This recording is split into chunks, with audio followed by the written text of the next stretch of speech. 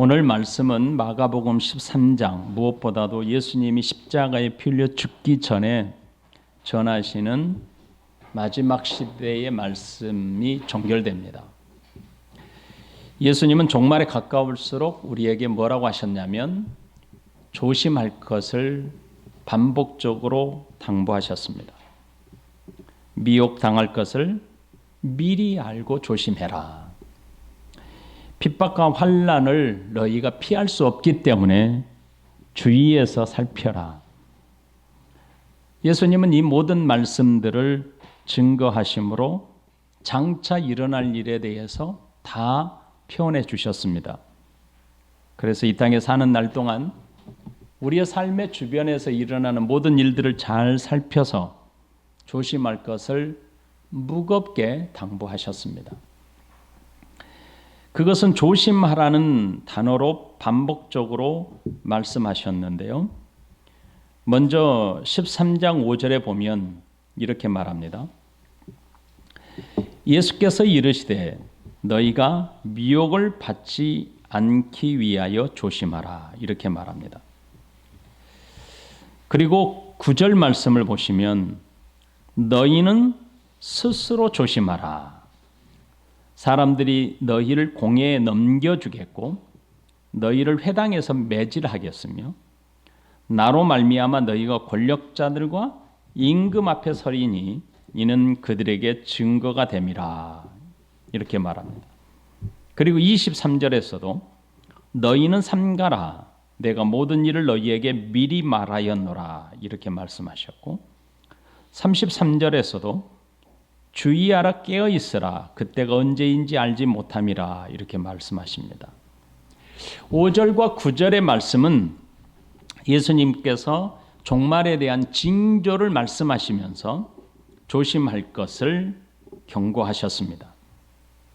그리고 23절은 다시 모든 일을 너희에게 다 말하였기 때문에 너희는 주의해서 살펴서 조심할 것을 경고하십니다. 그리고 그 33절은 왜 이렇게 경고하시고 조심하라고 반복적으로 말씀하신지 그 이유가 나옵니다. 그것은 언제인지, 그때가 언제인지 알지 못하기 때문이다. 이렇게 말합니다. 예수님께서 말씀하신 주의하라, 조심하라, 삼가라, 깨어 있으라 이 모든 말씀들은 다 하나의 단어입니다. 모든 단어가 다 같은 단어로 여러 가지로 우리나라의 번역상 여러 가지 단어로 번역했지만 사실은 같은 단어입니다. 그러므로 재림이 가까울수록 예수님이 하시고 싶은 말은 조심하라는 겁니다.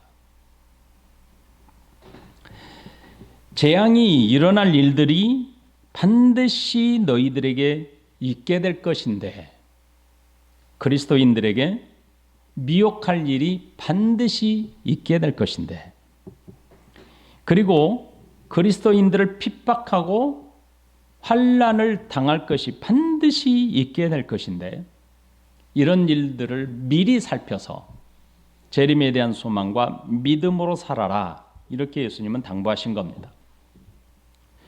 오늘 본문에서도 환난과 종말의 시기를 특정하지 않으므로 더욱 조심할 것을 우리에게 경고하시고 강조하셨습니다. 종말의 특정한 시기를 정할 수 없다는 뜻입니다. 그 이유가 무엇입니까? 그것은 하나님께서 사람에게 허락하지 않았기 때문이다. 이렇게 말씀합니다. 종말의 때가 언제인지 알지 못하기 때문에 우리 그리스도인들에게 반드시 주의하고 깨어 있으라 라고 명하셨습니다. 깨어 있으라는 단어 아까 살핀 것처럼 주의하라는 명령의 반복입니다. 그리스도인들은 종말이 언제인지 그때를 아는 것을 허락받지 않았기 때문에 주의하고 정신을 차리고 살아야만 합니다. 만일 하나님께서 사람들에게 예수님의 재림 시기를 알게 하셨다면 인류에게는 재앙일 것입니다. 사람들은 자신의 삶의 현장에서 이탈하게 될 것입니다. 인류의 대재앙의 시기가 정해진다면 사람들은 대혼란 속에 빠지게 될 것입니다. 이것을 아는 그리스도인들도 재앙이 아닐까요? 그들도 역시 재앙에 맞닥뜨리게 될 것이에요. 왜 그렇습니까? 그리스도인들은 정상적인 삶을 살아가지 못할 거예요. 그리스도인이라 할지라도 그들은 신비적인 현상에 집착하게 될 것입니다. 그리고 만일 자기 시대에 예를 들어서 100년 후가 된다라고 한다면 내 시대는 아니기 때문에 타락한 삶이 극에 달하게 될 것입니다. 왜 그렇습니까? 이것은 사람이 태어나면서부터 악하기 때문입니다. 악한 사람이기 때문에 선한 생각을 하나도 할 수 없기 때문입니다. 그래서 이것으로 인해서 끔찍한 일들이 벌어지게 될 것입니다. 그러므로 예수님은 때와 시기에 대해 아는 것을 우리에게 허락하지 않았기 때문에 우리에게 주어진 것은 다만 주의하고 깨어서 그날을 바라보라고 하신 겁니다. 재림의 시기를 아는 것이 우리 그리스도인들에게 복이 아니라는 뜻입니다. 오히려 허락하지 않음이 그 재림의 시기를 허락하지 않음이 우리 그리스도인과 모든 사람들에게 복이 된다라고 말씀하신 겁니다. 예수님은 주의하고 깨어있기를 명령하시면서 하나의 비유를 들어서 설명해 주십니다. 34절 말씀에 보면 가령 사람이 집을 떠나 타국으로 갈 때에 그 종들에게 권한을 주어 각각 사물을 맡기며 문지기에게 깨어있으라 명함과 같다 이렇게 말씀합니다. 집 주인이 타국에 갈 때 집의 종들에게 권한을 주었다는 겁니다. 각각의 맡겨진 직무를 하나님이 허락하셨다는 겁니다. 그리고 돌아올 때까지 자신에게 주어진 직무에 최선을 다하도록 명하셨습니다. 이와 같이 재림의 날에 다시 오실 예수님은 기다리는 그리스도인들에게 해야 될 일을 각자에게 맡겨주셨다는 뜻입니다. 예수님은 이 비유를 통해서 분명하게 그리스도인들의 삶의 태도를 정리해 주신 거죠. 어떻게 살아가야 하느냐. 종말의 시기가 정해지지 않았기 때문에 우리 그리스도인들이 종말을 기다리는 삶의 태도가 어떠해야 되는지, 삶의 현장 속에서 어떻게 살아야 되는지를 정리해 주신 겁니다. 종들이 오직 주인이 돌아오는 것을 기다리기만 하면 된다. 예수님이 이렇게 말씀하지 않습니다. 이 비유는 예수님의 재림을 기다려야 하는 우리에게 주신 말씀입니다. 이중적인 예언에 집중해 보십시오. 당시 백성들과 이 말씀을 읽는 저와 여러분들에게 주신 말씀 아닙니까? 그렇죠? 타국에 갔다가 돌아올 주인만을 기다리다가 아무 일도 하지 않는 종들의 모습을 보십시오. 예수님은 이것은 잘못된 일이라고 지적하신 겁니다. 집 앞에 나가서 주인이 돌아오기를 기다리는 것이 그 종이 참 잘하는 것처럼 여겨지지만 예수님은 결코 그의 모습은 잘못된 모습이다라고 말씀하신 겁니다. 그러므로 아무것도 하지 않는 것이 신앙이 아니라는 겁니다. 예전에 이 말씀을 잘못 오해해서 우리 한국교회 성도들에게 신앙적인 강요, 영적인 일에 강요당한 적이 있습니다. 24시간 중에 최소한 10시간 이상은 기도하고 전도하는 일이 하나님의 나라의 일이다. 예수님의 재림에 믿음을 갖는 사람들의 모습이다. 이렇게 강요한 적이 있습니다. 하나님의 일은 기도하고 전도하고 봉사하는 일이다. 이렇게 강요하는 적이 있었습니다. 이것은 예수님의 말씀을 전적으로 오해한 결과의 지도자들의 가르침이었습니다. 이것은 신앙이 아닙니다. 이것은 믿음이 충만하다고 말할 수 없습니다. 자신에게 맡겨진 삶, 하루하루 우리에게 맡겨진 삶이 어디에 있습니까? 우리의 문화 명령, 세상을 다스리며 나아가라고 하는 하나님의 절대적인 명령이 있습니다. 그것은 내게 주어진 맡겨진 삶의 현장에서 최선을 다하는 겁니다. 예수님께서 하신 이 비유의 말씀은 마가복음에서는 대부분 그 내용이 생략되어 있습니다. 예수님은 종말에 대한 징조를 말씀하시면서 세 가지 비유로 그 징조를 설명해 주셨습니다. 10명의 처녀의 비유, 달란트를 맡겨준 주인의 비유, 양과 염소의 비유입니다. 모든 비유를 통해서 강조하신 것은 반드시 오신다는 겁니다. 종은 반드시 돌아온다는 겁니다. 열 처녀의 비유를 통해서도 신랑이 돌아오는 것, 달란트의 비유를 통해서도 반드시 왕이 돌아오는 것, 양과 염소의 비유를 통해서도 반드시 심판자, 양과 염소를 불러 모으는 자가 온다는 겁니다. 그리고 다시 오실 때까지 그들은 주어진 삶, 직무를 다하는 것입니다. 자신의 삶의 현장에서 주어진 사명을 다해야만 한다고 하신 겁니다. 또한 마지막 주님께서 재림하신 이후에는 이 모든 일들을 반드시 셈하신다는 겁니다. 평가하신다는 겁니다. 타국으로 떠날 때에 각 사람에게 해야 할 일을 주심으로 돌아와서는 반드시 그분은 평가하게 된다라고 경고하십니다. 그러므로 자신에게 주어진 삶 속에서 하나님의 영광과 거룩한 나라를 위하여 최선을 다해 살아가야 합니다. 그리고 반드시 돌아올 것이기에 우리 성도들은 깨어 있어야 합니다. 35절 보십시오. 그러므로 깨어 있으라. 집 주인이 언제 올는지, 혹 저물 때 일는지, 밤중 일는지, 닭 울 때 일는지, 새벽 일는지 너희가 알지 못함이라. 이렇게 말합니다. 여러분 보세요. 집 주인이 언제 온다고요?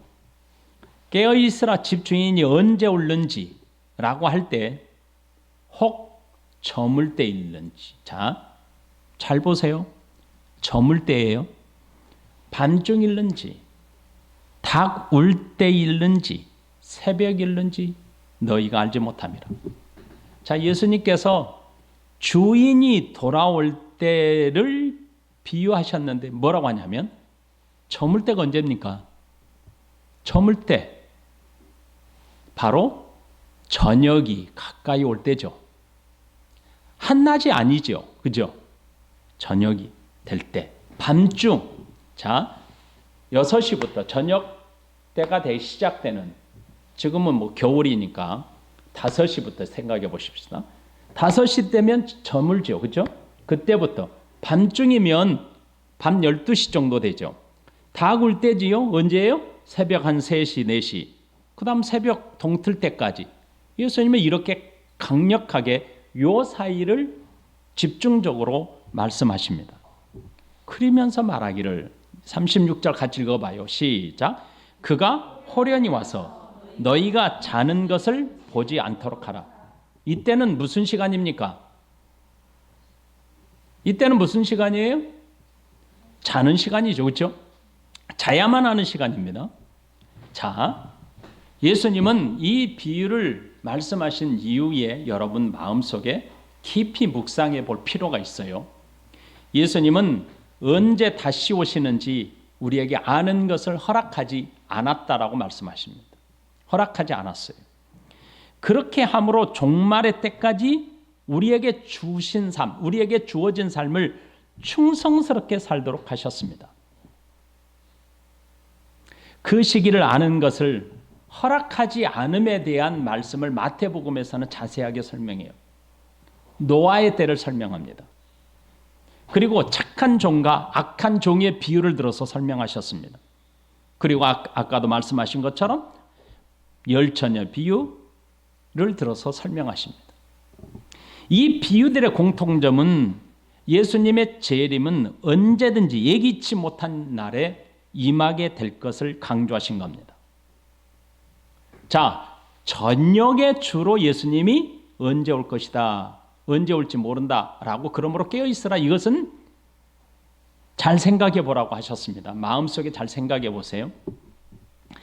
여러분, 우리가 일상적인 삶을 살아가는 동안 방탕과 게으름으로 세월을 허비하지 말라라고 하는 것이 마태복음의 비유의 강조점입니다. 그러므로 깨어있으라, 그러기에 깨어있으라는 것입니다. 예수님께서 재림하신 후에는 반드시 심판하실 것이기에 내가 염소로 분류될 것인지 내가 양으로 분류될 것인지로 하나님 앞에 반드시 서게 된다는 것입니다. 예수님께서 허락하신 삶의 내용을 반드시 평가하실 것이기 때문에 예수님은 무슨 비유로 우리에게 경고하셨습니까? 바로 달란트 비유로 경고하신 겁니다. 최선의 삶을 사는 것이 예수님께서 말씀하신 깨어있어 살아가는 삶의 내용입니다.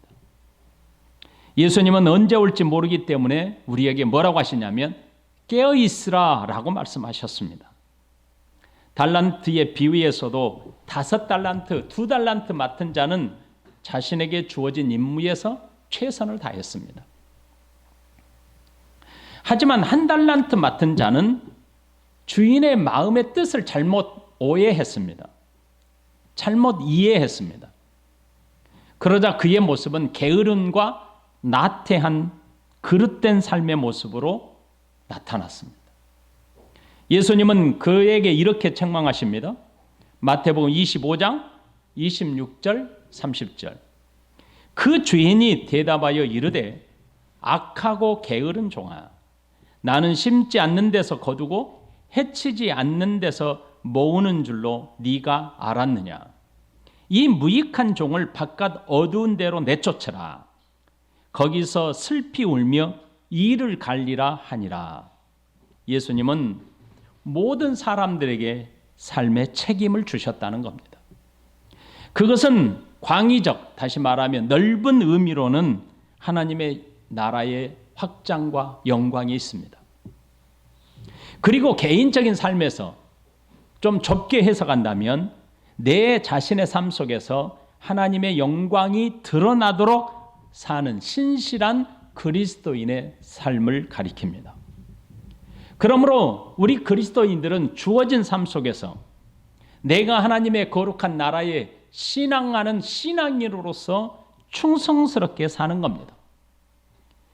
예수님은 반드시 그렇게 사는 삶을 사는 사람들의 삶을 평가하십니다.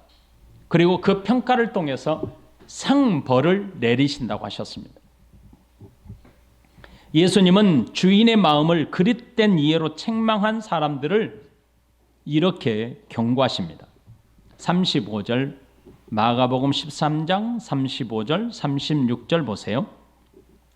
그러므로 깨어있으라. 집주인이 언제 올는지, 혹 저물 때일는지, 밤중일는지, 닭 울 때일는지, 새벽일는지 너희가 알지 못함이라.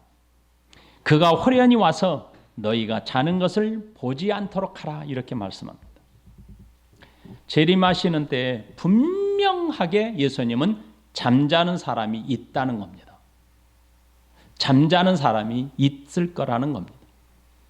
여기서 말하는 잠자는 것은 우리가 하루의 일과를 마치고 육신의 휴식기인 잠을 자는 것을 말하지 않습니다. 이것은 신앙의 휴식기인 영적인 잠을 가리킵니다. 영적 게으름, 무관심을 뜻합니다. 예수님이 승천하시고 난 이후 재림을 기다리는 그리스도인들에게는 각자에게 맡겨진 직무에 대하여 최선을 다해 살아야 할 시간이 주어져 있습니다. 이 땅에 사는 모든 그리스도인들에게는 예수님이 재림하실 때까지 그 시간이 우리에게 주어졌습니다. 그 시간에 믿음에 최선을 다해 살아야 할 사명이 우리에게 주어진 겁니다. 믿음으로 신앙해야 할 직무를 버리고 신앙적인 관심을 두지 않는 사람들에게 예수님은 이렇게 경고하신 겁니다. 집 주인이 언제 올지 모르기 때문에 항상 준비하고 살아야 한다는 겁니다. 주인을 기다리는 종의 처지에서는 하루의 삶을 충성스럽게 살았다면 잠을 자는 시간에 오든 새벽에 오든 저녁에 오든 이른 아침에 오든 상관이 없는 겁니다. 무슨 상관이 있습니까? 그날 하루의 삶을 최선을 다해서 살았는데 주인이 밤중에 와서 깨우든 새벽에 깨우든 무슨 관련이 있습니까? 그는 언제든지 자신의 삶을 최선을 다해서 주인이 맡겨진 직무를 다 하며 살았기 때문에 그는 이미 맞이할 준비를 하고 살았던 사람입니다. 예수님의 재림을 기다리는 그리스도인들도 이와 마찬가지입니다. 재림의 신앙으로 하루하루를 충실하게 살았다면 재림하시는 예수님이 지금 당장 오신다 하더라도 그에게는 복이 되는 순간입니다. 하지만 성실한 믿음의 삶을 살지 못했다면 재림하시는 예수님이 얼마나 두려울까요? 얼마나 무서울까요? 예수님이 오신다는 소리가 들리는 그 순간 그는 두려워 벌벌 떨게 될 것입니다. 여기 앉아 있는 여러분, 예수님이 지금 이 자리에 재림한다고 생각한다면 여러분에게 복이 될까요? 여러분에게 두려움과 무서움이 될까요? 여러분은 염소에 해당됩니까? 양에 해당됩니까? 여러분은 하나님의 나라의 창고에 들어갈 알곡입니까? 아니면 여러분은 지옥 형벌에 던져질 쭉정이입니까? 영적인 심령이 무디어져서 신앙에 대한 권면을 그는 듣기 싫어합니다. 하나님의 말씀대로 살라는 것을 두려워합니다. 무서워합니다. 관심이 없습니다. 오히려 자신의 방식대로 신앙생활을 한다고 아주 자신 있고 당당하게 말합니다. 내 마음대로 신앙생활 할 거야. 이런 모습들은 종말이 예수님의 종말이 가까웠다는 징조입니다. 이들은 기억해야 합니다. 예수님께서 하신 말씀을 기억해야 합니다. 게으르고 나태한 종아, 무익한 종아, 바깥 어두운 데로 내쫓으라. 거기서 슬피 울며 이를 갈리라 라고 하신 말씀을 명심해야 합니다. 종말이 가까울수록 신앙적인 게으름은 더욱 심하게 나타날 것입니다. 마치 게으른 자가 잠자는 것과 같습니다. 그러므로 예수님은 오늘 말씀에 깨어 있으라라고 명령하신 겁니다. 예수님은 그리스도인들에게 특별한 격려에 해당되는 말씀입니다. 이 말씀은 호련히 와서 너희가 자는 것을 보지 않도록 하라. 여러분, 이 말씀을 여러분들의 마음속에 깊이 새기면서 이 말씀을 들어보라고 제가 아까 부탁을 드렸습니다. 호련히 와서 너희가 자는 것을 보지 않도록 하라. 분명히 여러분 육신의 휴식기라면 저녁 6시부터 아침 동토오르기까지는 육신의 휴식기이기 때문에 잠들어 있는 것은 당연한 것 아닙니까? 잠자는 것을 누가 뭐라고 합니까? 그런데 예수님은 뭐라고 하냐면 호련히 와서 너희가 자는 것을 보지 않도록 하라 라고 경고하신 겁니다. 예수님의 재림, 곧 세상의 종교를 위한 마지막 때가 언제 임하실지는 하나님께서 정하셨다는 것이고 우리에게는 허락되지 않은 것이 허락되지 않았다고 하신 겁니다. 그렇지만 재림을 기다리는 믿음의 소망을 가진 그리스도인들에게는 이 때가 호련히 맞이할 수가 없습니다. 호련히 맞이한 자는 누굽니까? 자는 자들 아닙니까? 재림은 자연스러운 것이라고 예수님이 우리에게 그렇도록 강조하신 겁니다. 봄이 지나고 여름이 지나고 가을이 지나는 것을 자연스럽게 느끼고 맞이하듯 예수님의 재림을 그렇게 맞이한다는 것입니다.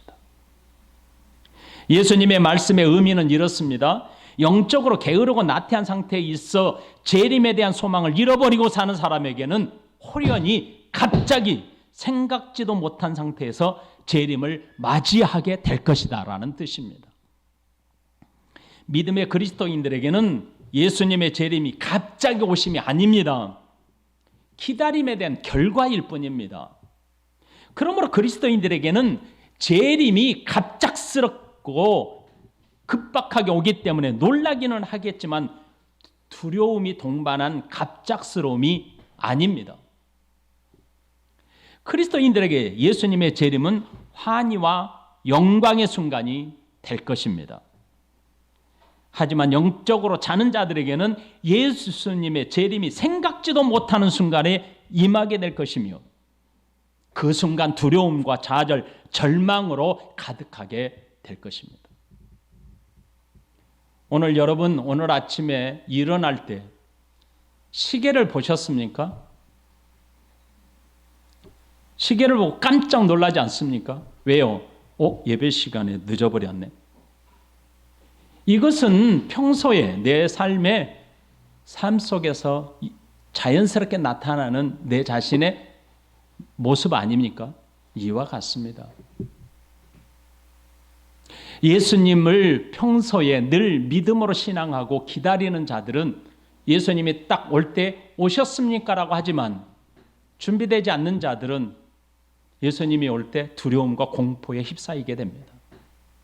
무서움에 휩싸이게 됩니다. 그래서 예수님은 37절에 이렇게 말씀한 겁니다. 깨어 있으라. 내가 너희에게 하는 이 말은 모든 사람에게 하는 말이니라 하시니라. 혹시라도 예수님의 말씀을 듣는 자들은 오해할까 봐, 나는 거기에 해당되지 않을다라고 오해할까 봐 예수님은 이렇게 말씀한 겁니다. 여기에 그 누구도 예외될 수가 없어라고 말씀하신 겁니다. 그러면서 예수님은 반복해서 깨어 있을 것을 명하셨습니다. 그리스도인들에게 깨어 있어야 할 이유가 분명하고 중요하기 때문에 이렇게 강조하신 겁니다. 깨어 있지 못한 사람들에게 나타나는 신앙의 모습은 분명해요. 그들은 자기 마음대로 옳은 대로 행동할 것입니다. 사사기의 백성들처럼 자기 마음에 옳은 대로 행동해요. 하나님에 대한 신앙의 질서가 없어요. 하나님의 권위에 대한 질서가 없습니다. 자기가 원하는 대로, 자기가 하고 싶은 대로 신앙생활합니다. 어떠한 규칙과 어떠한 규율도 없습니다. 더군다나 그런 사람이 하나님의 말씀에 관심이 있겠습니까? 하나님이 말씀하신 것에 두려움을 갖고 말씀을 듣겠습니까? 없습니다. 더군다나 영적인 일에 관심이 있습니까? 없습니다. 예배가 너무 쉬워요. 예배 드리는 것을 내 마음대로 소홀하게 여기기 때문에 아무런 감각이 없습니다. 영적인 감흥이 없어요. 하나님께 예배 드린다는 두려움과 떨림으로 하나님께 나와야 되는데 내 마음대로 나오기 때문에 그저 1시간 쉽게 예배에 참여했다가 그냥 아무런 가늠도 없이 떠나는 겁니다. 이런 자들은 영적인 무감각에 빠져 있는 자들입니다. 그런 자들이 예수님이 심판자로 오실 때 얼마나 두렵고 무섭겠습니까, 여러분? 이런 자들에게 예수님이 뭐라고 하셨냐면 어두운 데로 내쫓아라. 슬피 오며 이를 갈미 있으리라 라고 하신 겁니다. 여기 앉아있는 저와 여러분들 이 말씀을 깊이 있게 받으라고 말씀을 드렸습니다.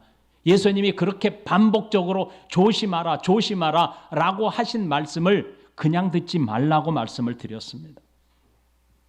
예수님의 말씀을 듣고 있는 당시의 백성들이나 오늘 우리들에게 똑같이 모든 자들에게 하신 말씀이라고 예수님은 재차 강조하십니다.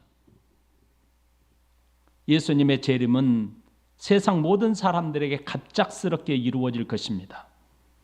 그 갑작스러움을 도적같이 오리라고 예수님이 표현하신 겁니다. 그 갑작스러움은 착하고 충성된 종들에게는 반가움과 환희, 영광이겠지만 게으르고 나태하고 영적인 관심이 없는 자들에게는 두려움과 절망과 좌절, 슬피우며 위를 갈미 있을 겁니다. 예수님의 재림의 시간대에 사는 저와 여러분들에게는 기회가 주어졌습니다. 그런데 그 기회를 이처럼 영적으로 무감각하고 나태함, 게으름으로 보내버린다면 예수님은 여러분에게 갑작스럽게 오실 겁니다. 아무런 준비도 없이 예수님을 맞이한다면 그는 두려움과 무서움, 절망과 좌절, 공포에 사로잡히게 될 것입니다. 종말을 사는 그리스도인들은 예수님의 말씀을 명심해야 합니다. 오늘 13장의 말씀을 정리하면서 두 가지만 말씀을 정리해 드리겠습니다. 첫째는 재림의 징조는 반드시 있습니다. 이루어져 가고 있습니다. 그 징조들이 오늘 우리가 사는 시대에 일어나고 있지 않습니까? 거짓 그리스도가 출현했습니다. 출현하고 있습니다. 앞으로 계속 출현할 것입니다. 지진과 기근으로 전 세계 고통받았습니다. 고통받고 있습니다. 어제도 지진이 일어나서 수천 명이 죽었지요. 자주 반복적으로 더 크게, 더 강력하게 일어나게 될 것입니다. 나라와 나라가, 민족과 민족이 전쟁의 포화에 사로잡히게 될 것입니다. 국지전이 아니라 전 세계 전쟁이 우리 앞에 펼쳐질 날이 반드시 오게 됩니다. 그리스도인들이 핍박받는 시기가 반드시 오게 될 것입니다. 이러한 징조는 재림이 있기 전에 반드시 있어야 할 일들입니다. 이 모든 일들을 저와 여러분들이 지금 내 때에서 당하고 있습니다. 그렇잖아요? 내가 지진의 현장에서 살았다고 해보세요. 전쟁의 포화 속에 살았다고 해보세요. 바로 지금 내게 일어나는 일이잖아요. 이 모든 일들이 일어난 후에야 재림 곧 역사의 종결이 있게 된다는 겁니다. 두 번째로는 그리스도인들이여 깨어 있어야 한다는 겁니다. 예수님의 재림의 날을 모르기 때문에 깨어 있어야 합니다. 예수님의 재림은 갑자기 임하기 때문입니다. 깨어 있으라는 말은 잠자지 말라 이런 뜻이 아닙니다. 육신의 잠에서 깨어나라 이런 뜻이 아닙니다. 우리에게 주어진 삶의 현장에서 그것이 공부든 그것이 직장이든 내가 가정에서 생활하든 사회에서 생활하든 내게 주어진 삶의 현장에서 최선을 다하면서 살고 영광의 그리스도가 이 땅에 다시 오실 것에 대한 믿음을 가지고 살라는 뜻입니다. 그러므로 그리스도인들은 인내함으로 믿음 안에서 살아야 합니다. 징조가 일어날 때 그리스도인들은 당황하거나 두려워해서는 안 됩니다. 무서워할 수는 있지만 재림에 대한 소망을 버려서는 안 됩니다. 예수님이 다시 오시리라 약속했기 때문에 믿음으로 우리가 기다려야 합니다. 착하고 충성된 종들과 같이 신실한 하나님의 백성으로 살아야 합니다. 회개할 기회를 잃어버린 게으른 종들은 큰 두려움에 빠지게 될 것입니다. 마지막으로 재림에 대한 신앙을 가진 자들은 삶의 변화가 일어납니다. 하나님을 섬김에 더 두려운 마음으로 섬기게 되고 하나님께 예배함이 얼마나 소중한지를 알고 하나님의 말씀이 얼마나 내게 힘이 되는지를 압니다. 그래서 여기 앉아있는 여러분 13장을 마무리하면서 우리 결단을 좀 해보십시오. 아주 작은 것부터 실천하십시오. 나 예배에 늦지 않을 거야. 이거 하나 결단하십시오. 나 하루에 성경을 한 장이라도 읽고 살 거야. 결단하십시오. 나 밥 먹으면서 최소한 3번은 기도할 거야. 결단하십시오. 하루 종일 한 번도 하나님과 동행하지 않으면서 준비된 사람입니까? 하루의 삶의 일과가 정리되는 그 순간 준비된 종으로 재림의 소망으로 믿음으로 산 사람이라고 말할 수 있습니까? 감히? 일주일의 삶이 어떻게 보면 하나님께 통째로 드려지는 주일 예배일 수 있습니다. 여러분에게. 오늘 나에게 그렇습니다. 이 예배의 모습이 어떠하느냐가 한 주간의 삶을 결정할 것입니다. 결정된 것입니다. 아무런 믿음도 없이, 아무런 예배의 감격도 없이, 아무런 하나님 앞에 준비되어 없이 오늘 여기에 나와 있다면 일주일의 삶이 그렇게 보낸 것입니다. 일주일의 예배가 시작되면서부터 시작되는 것입니다. 우리 교회 주보에 항상 써 있잖아요. 예배는 지금부터 시작입니다. 예배가 맞춰지면서 다음 주일에 예배의 시작입니다. 그러므로 오늘 예배를 위하여 오늘 집에서부터 출발하는 여러분들은 얼마만큼의 마음의 준비를 하고 이 자리에 왔습니까? 예수님은 재림하실 때에 여러분에게 호련히 임하시게 될 것입니다. 그 사람은 진짜 말 그대로 호련히 갑작스럽게 일어나게 될 것입니다. 모든 것이 준비되지 않는 사람은 두려움과 공포예요. 무서움과 좌절, 이것이 그에게 맞아지는 시간의 전부입니다. 그러나 이미 준비된 사람은 오셨습니까? 여러분, 수험생에게 그런 모습이 나타나지 않아요? 시험을 볼 때 아침에 일어나는 그 시간이 준비된 자들에게는 기대와 소망이 있겠지만 안 된 자들은 얼마나 무서움과 두려움입니까? 더 이상 말하면 여러분에게 잔소리가 될 수가 있기 때문에 말씀 안에서 여기서 말씀을 맺겠습니다. 하나라도 결단하십시오. 삶이 변화되지 않는 나 자신을 절대로 그냥 버려두지 마십시오.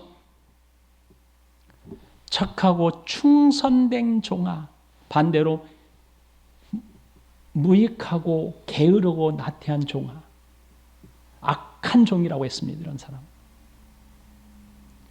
여러분이 어떤 편에 서게 될지는 오늘 결판이 나는 거예요. 오늘 여러분의 모습을 통해서 결정이 되는 겁니다. 내가 악한 종인지, 내가 착하고 충성된 종인지가 오늘 내가 앉아있는 나 자신에게 지금 판가름이 되는 겁니다. 왜요? 언제 오실지 모르잖아요, 예수님. 나 내일 착해질 거예요. 천만의 말씀, 언제 모릅니다. 나 모레 착해질 거야. 천만의 말씀, 모른다고 하셨습니다. 그러므로 그리스도인들은 오늘 오실 예수님을 기다리며 착하고 충성된 종으로 살아야 합니다. 우리 다 같이 찬양하십시다. 주님 다시 오실 때까지.